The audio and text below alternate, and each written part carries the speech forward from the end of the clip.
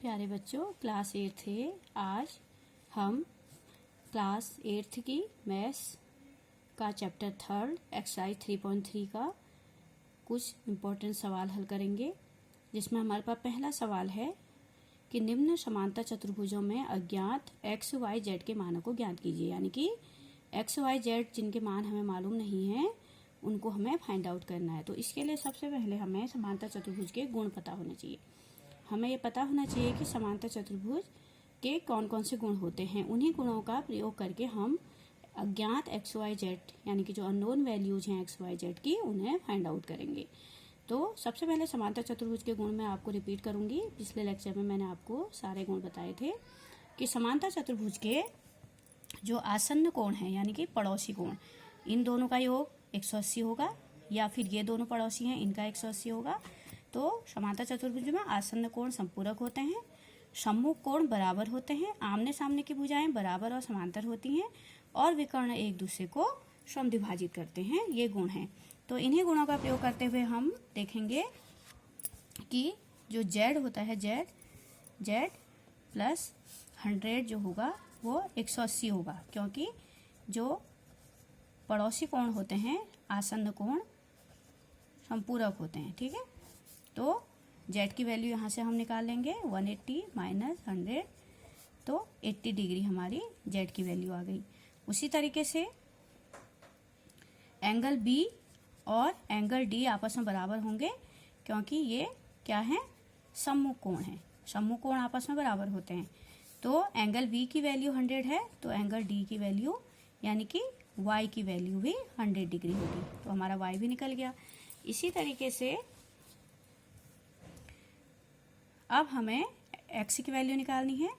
तो x और z बराबर होंगे, क्योंकि ये सम्मुख कोण है और समांतर चतुर्भुज में सम्मुख कोण आपस में बराबर होते हैं।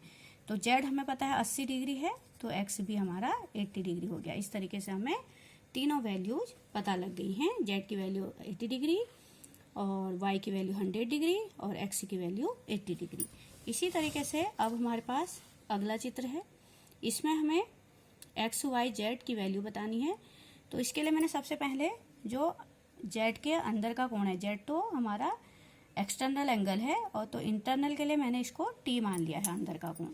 तो टी इसलिए माना है क्योंकि जब हमें टी मालूम होगा तो हमें जेड भी मालूम हो जाएगा। तो सबसे पहले हम एक्स के लिए क्या करेंगे, एक्स निकालना है। तो एक्स और 50 ये हमारे संपूरक कोण हैं। तो आसन्न कोण संपूरक होते हैं, तो एक्स प्लस 50 जो हो जाएंगे 180 डिग्री हो जाएंगे, क्योंकि ये कैसे कोण है, आसन्न कोण। और आसन्न कोण जो होते हैं वो संपूरक होते हैं समांतर चतुर्भुज के गुण। तो जिन बच्चों को समांतर चतुर्भुज के गुण पता होंगे वही इन प्रश्नों को हल कर पाएंगे। पिछले लेक्चर में मैंने आपको समांतर चतुर्भुज के गुण बताए थे। तो ये हमारा x की वैल्यू आ गई, और x और y आपस में बराबर होंगे 130 डिग्री। x 130 है तो y भी 130 होगा, इसलिए होगा क्योंकि ये सम्मुख कोण है।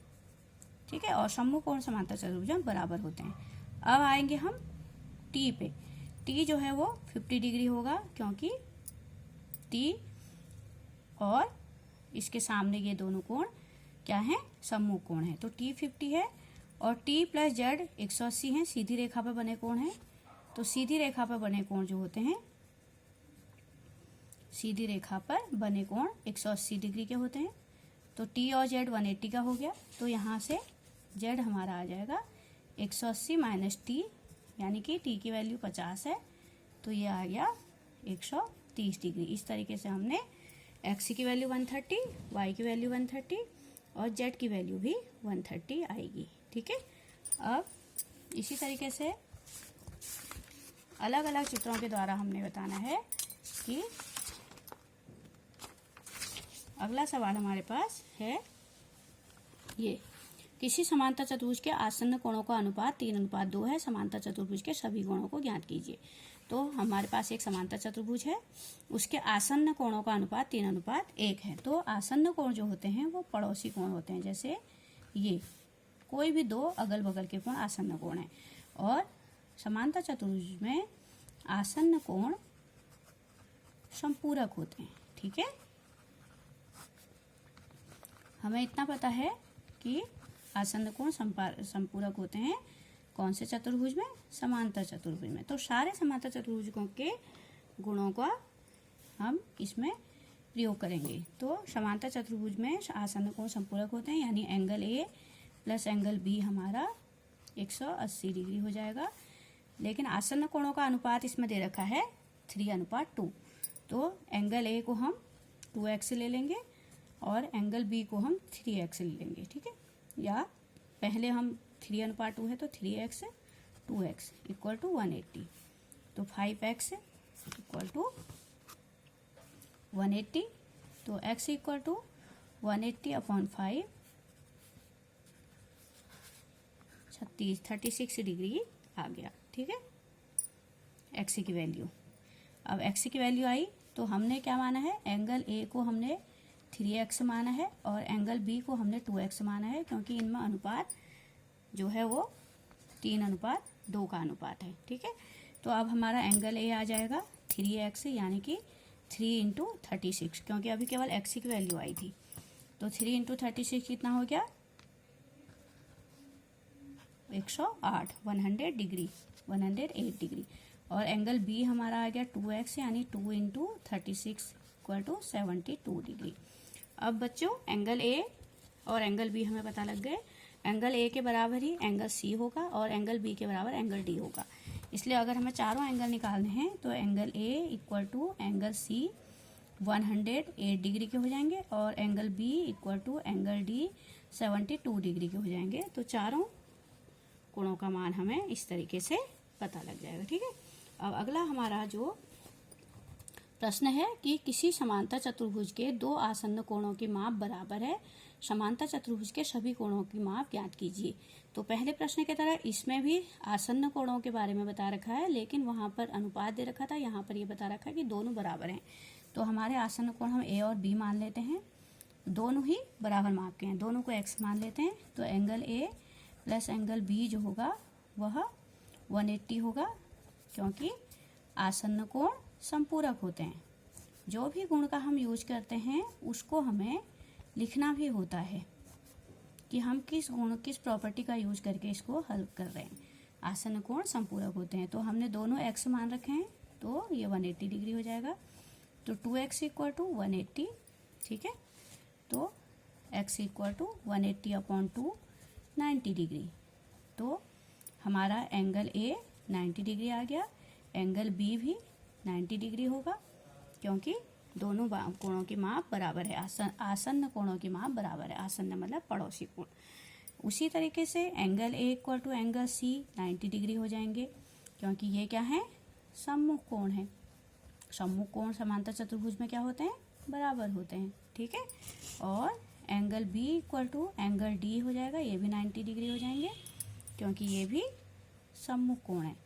और समांतर चतुर्भुज में सम्मुख कोण बराबर होते हैं, आसन्न कोण संपूरक होते हैं। ये समांतर चतुर्भुज के गुण हैं, ठीक है। इस तरीके से हम इनको हल करेंगे। उसके बाद हमारा अगला प्रश्न है कि हमें x और y की वैल्यू ज्ञात करनी है। एक चित्र दे रखा है, इसमें x और y की वैल्यू ज्ञात करनी है। तो सबसे पहले अभी मैंने आपको बताया था कि समांतर चतुर्भुज में आमने सामने की भुजाएं बराबर और समानांतर होती हैं। तो 3y - 1 जो हो गया वो 26 के बराबर हो जाएगा, क्योंकि ये 3y - 1 के सामने की भुजा 26 है, तो ये आपस में बराबर होते हैं, क्योंकि ये हमारे पास समांतर चतुर्भुज की प्रॉपर्टी है। समांतर चतुर्भुज में आमने सामने की भुजाएं बराबर होती हैं। अब जिन बच्चों ने समांतर चतुर्भुज की प्रॉपर्टीज पढ़ी होंगी वो सवाल आराम से हल कर सकते हैं। बराबर और समांतर होती हैं, ठीक है।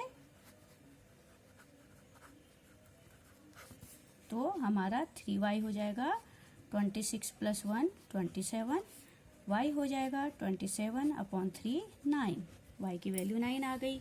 इसी तरीके से हमसे x की वैल्यू पूछी है, तो जिस तरीके से ये सम्मुख भुजाएं वैसे ही ये भी सम्मुख भुजाएं हैं। तो 3x = 18, सेम प्रॉपर्टी का यूज कर रखा है। x = 18/3 6, तो ये प्रॉपर्टी सेम रहेगी जो हमने ऊपर लिखी थी कि समांतर चतुर्भुज में आमने सामने की भुजाएं बराबर होती हैं, उसी प्रॉपर्टी का यूज करके हम x और y की वैल्यू निकाल लेंगे। इसके बाद हमारा अगला इम्पोर्टेंट क्वेश्चन है, इसमें भी हमें x और y की वैल्यू निकालनी है। अब यहाँ पर हम कौन सी प्रॉपर्टी का यूज करेंगे कि समांतर चतुर्भुज में, क्योंकि यहाँ पर विकर्ण दे रखे हैं, समांतर चतुर्भुज में विकर्ण एक दूसरे को समद्विभाजित करते हैं, एक दूसरे को समद्विभाजित करते हैं, यानी कि समद्विभाजित का मतलब होता है दो बराबर भागों में बांटते हैं, समद्विभाजित करते हैं। ठीक है, तो इसका मतलब हो जाएगा कि y + 7 20 हो जाएगा। ये इससे हमें y की वैल्यू पता चल जाएगी, y की वैल्यू 13 हो जाएगी। ठीक है, 13 ठीक हो क्या।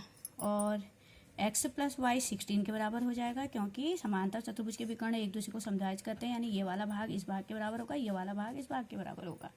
ठीक है, y + 7 20 के बराबर होगा, x + y 16 के बराबर होगा। यहाँ से अगर हम y की वैल्यू ऊपर वाली क्वेश्चन से यहाँ रख दें तो x की वैल्यू हो जाएगी 16 - 13 यानी कि 3। तो इस तरीके से हमारी x = 3 आ गया और y = 13 आ गया। ये हमारा आंसर हो गया। ठीक है, तो इस तरीके से हम इन प्रश्नों को हल करेंगे समांतर चतुर्भुज वाले चैप्टर के। ठीक है, तो अगर आपको मेरे समझाने का तरीका अच्छा लगा तो आप मुझे ज़रूर सब्सक्राइब कीजिएगा।